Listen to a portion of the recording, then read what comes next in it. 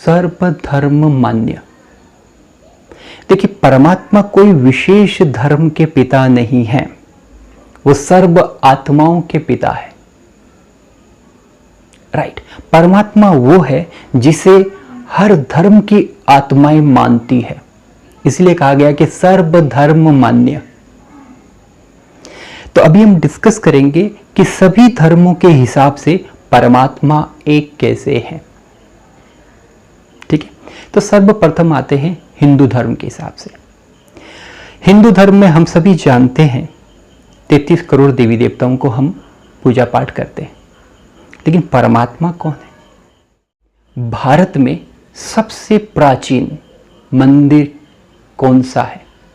हम सभी जानते हैं राजा विक्रमादित्य के द्वारा सोमनाथ मंदिर भारत का सबसे प्राचीन मंदिर है। वो परमात्मा शिव का ही मंदिर हुआ। और फिर देखिए, भारत में आप कहीं पर चले जाइए, उत्तर दक्षिण पूर्व पश्चिम, कहीं पर कोई भी राज्य में चले जाइए, कोई भी शहर में, कोई भी गांव में, आपको शिव के मंदिर हर जगह में मिल जाएंगे। शास्त्रों में भी वर्णित है कि ब्रह्मा देवताय नमः, विष्णु देवताय नमः, शिव परमात्मा नमः। अर्थात शिव को परमात्मा की आख्या दी गई है। अब देखिए, जितने भी देवी देवता हैं, सब ने परमात्मा शिव की पूजा की है। रामेश्वरम में श्री रामचंद्र जी ने शिव की पूजा की है। गोपेश्वरम में श्री कृष्ण जी ने पूजा की है। दुर्गा जी, जितने भी देवी देवता हैं, सब ने शिव जी की, गणेश जी ने, सब ने शिव परमात्मा की पूजा आराधना की है। इसीलिए परमात्मा शिव को देवों के देव महादेव कहा जाता है। परमात्मा शिव की और एक विशेष क्वालिटी है, वो है अजन्मा। जो दूसरे नंबर का पॉइंट है, अजन्मा, अर्थात जन्म मरण के चक्कर में परमात्मा शिव नहीं आते। अब कोई भी देवी देवताओं के मंदिर में चले जाइए, आपको वहां पे मूर्ति या आकार की पूजा होती है वहां पर, लेकिन शिव के मंदिर में निराकार की पूजा होती है, जिनको हम ज्योतिर्लिंगम कहते हैं।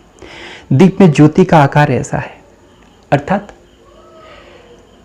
निराकार को आकार देके पूजा करते हैं। नहीं तो पूजा कैसे करेंगे? बेलपत्र कैसे चढ़ाएंगे? दूध कैसे चढ़ाएंगे? इसीलिए आकार देके हम पूजा करते हैं। शिव महापुराण में भी लिखा हुआ है, पेज नंबर 42 में, कि एक शिव ही है जिनकी निराकार की पूजा होती है। शिवलिंग का ही अर्थ है निराकार का प्रतीक। यस, तो ज्योतिर्लिंगम, लिंग का यहां पे अर्थ हुआ आकृति व चिन्ह, अर्थात ज्योति स्वरूप निराकार का चिन्ह। अब हम आते हैं सिख धर्म में। सिख धर्म में गुरु नानक देव ने ग्रंथ साहिब में परमात्मा के रूप के बारे में लिखा है, निरंकार, निर प्लस आकार, अर्थात निराकार। और उन्होंने बहुत ही सुंदर तरीके से परमात्मा की महिमा की है। एक ओंकार सतनाम कर्ता पुरुष निर्भय निर्वैर अकाल मूरत अजूनी, अर्थात एक परमपिता परमात्मा एक है, वो अकाल है, जिनको काल कभी खा नहीं सकता। जैसे परमात्मा शिव के बारे में हम बोलते हैं, कालों के काल महाकाल, अजूनी, जो गर्भ के अंदर नहीं आते हैं, निर्भय निर्वैर। राइट, तो ये कितनी सुंदर परमात्मा की महिमा की गई है। तो परमात्मा सिख धर्म के हिसाब से भी निराकार ज्योति है। अब हम आते हैं ईसाई धर्म के हिसाब से। ईसाई धर्म में हजरत मूसा को दिव्य ज्योति का साक्षात्कार हुआ, और उस दिव्य ज्योति को देखते ही उन्होंने कहा यहोवा, अर्थात उसका अर्थ हुआ द सुप्रीम लाइट, अर्थात ज्योति। फिर जीसस क्राइस्ट ने परमात्मा की महिमा के लिए कहा है, God is light, I am son of God. मैं परमात्मा नहीं हूं, मैं परमात्मा का बच्चा हूं। परमात्मा ज्योति है। और उस ज्योति की यादगार के लिए जब वो चर्च में जाते हैं तो कैंडल लाइटिंग करते हैं। कैंडल लाइटिंग के हिसाब से उस ज्योति को देख के वो परमात्मा को याद करते हैं। तो यहाँ पे भी हमने देखा कि परमात्मा का रूप ज्योति है। अब हम इस्लाम धर्म में जाते हैं। इस्लाम धर्म का तीर्थ स्थान मक्का है। वहाँ पे एक पवित्र पत्थर है जिसको कहते हैं काबा का पवित्र पत्थर, वो भी निराकार स्वरूप है। जब कोई वहाँ पे हज करने के लिए जाते हैं तो पहले उस पत्थर को चूमते हैं, फिर 7 बार परिक्रमा करते हैं, फिर अंत में कहते हैं हे परवरदिगार, हे नूरे इलाही, मेरी हज कबूल हो। परवरदिगार का अर्थ परमेश्वर, नूरे इलाही का अर्थ हुआ अल्लाह नूर है, नूर का अर्थ हुआ ज्योति। तो यहाँ पे भी हमने देखा कि परमात्मा का रूप ज्योति है, राइट। अब आते हैं बौद्ध धर्म में। बौद्ध धर्म में अब देखेंगे कि गौतम बुद्ध को हमेशा तपस्या के रूप में दिखाया गया है, लेकिन वो किसका ध्यान कर रहे हैं, राइट। अब आज भी जापान में चले जाइए, आपको 3 फुट हाइट का एक रेड कलर का पत्थर वहां पे रखते हैं जो कि शिवलिंग टाइप का पूरा पत्थर है, और उसको ध्यान करते हैं, और उस पत्थर को कहते हैं चिनकुन सेकी, अर्थात शांतिदाता, अर्थात परमात्मा को याद करते हैं निराकार ज्योति के रूप में। जी हाँ। अब आते हैं जैन धर्म में। जैन धर्म में देखिए 24 तीर्थंकर है।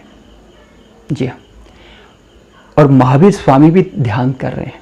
महावीर स्वामी ने कभी अपने को परमात्मा नहीं कहा है, लेकिन देखिए जब वो ध्यान मुद्रा में बैठते हैं, उनके कोई भी चित्र को आप देखिएगा तो उनके दिल में ज्योति दिखाया गया है।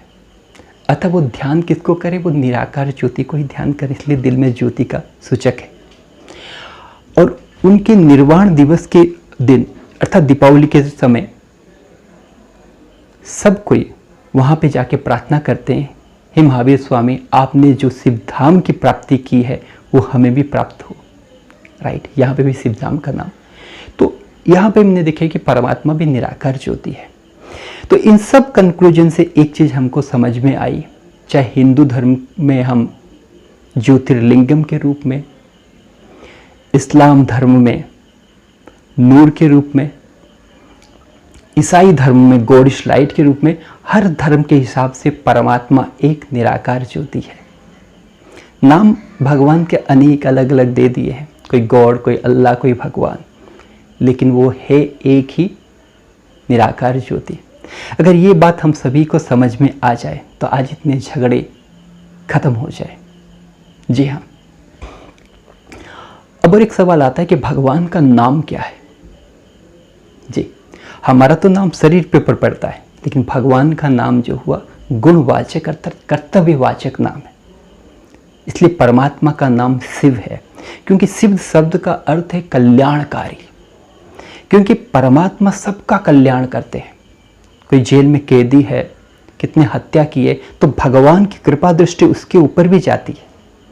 भगवान चाहते हैं सबका कल्याण हो, क्योंकि उनका दिल महान है, वो सबका उद्धार करने की कोशिश करते हैं।